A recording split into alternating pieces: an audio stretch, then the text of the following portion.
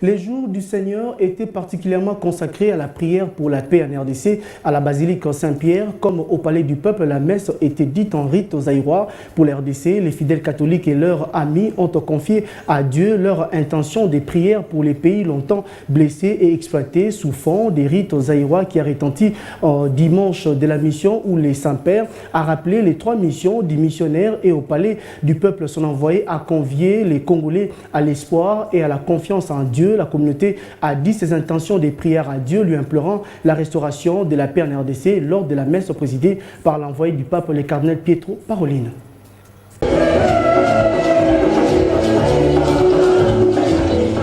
Un dimanche pas comme les autres, les chrétiens catholiques de Kinshasa se sont réunis à l'esplanade du Palais du Peuple pour la célébration eucharistique pour la paix et la réconciliation.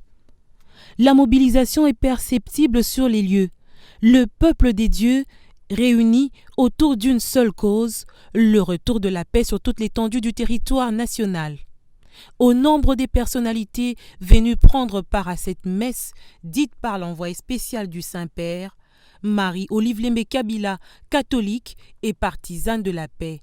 Elle a joint sa voix à celle de tous les autres chrétiens pour implorer auprès des dieux sa grâce et sa miséricorde sur le pays. La paix est au centre de toutes les étapes de cette Eucharistie. Le premier à mobiliser les Congolais autour de cette valeur tant recherchée dans certains coins du pays, le cardinal Ambongo. Sans être sur place, le pape François a par une vidéo reconforté tous les chrétiens catholiques et les Congolais à travailler pour la réconciliation et l'unité. Message relayé par le secrétaire d'État du Vatican dans son homélie tirée du livre d'Ésaïe chapitre 66, Pietro Parolin s'est apaisanti sur la nécessité de pacifier la partie est du pays pour le bien-être de la population. Le découragement prédomine chez beaucoup devant cette situation.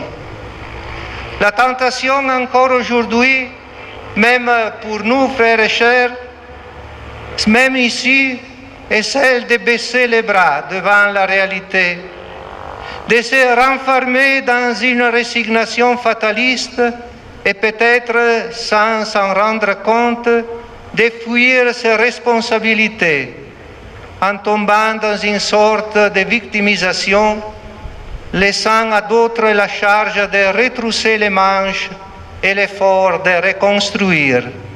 Les chrétiens ressortent de cette messe reconfortés.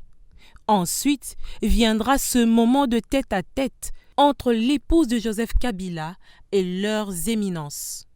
Marie-Olive Lembe Kabila a par l'entremise du Premier ministre du Vatican envoyé un message au Saint-Père. Elle a d'abord reconnu son engagement pour la cause de la République démocratique du Congo et elle dit rester sur sa soif pour la visite du pape en République démocratique du Congo tout en espérant que lors de sa venue, il va bénir la cathédrale Mamawa Mani à Goma, la plus grande de l'Afrique centrale, dont la construction a été financée par elle-même.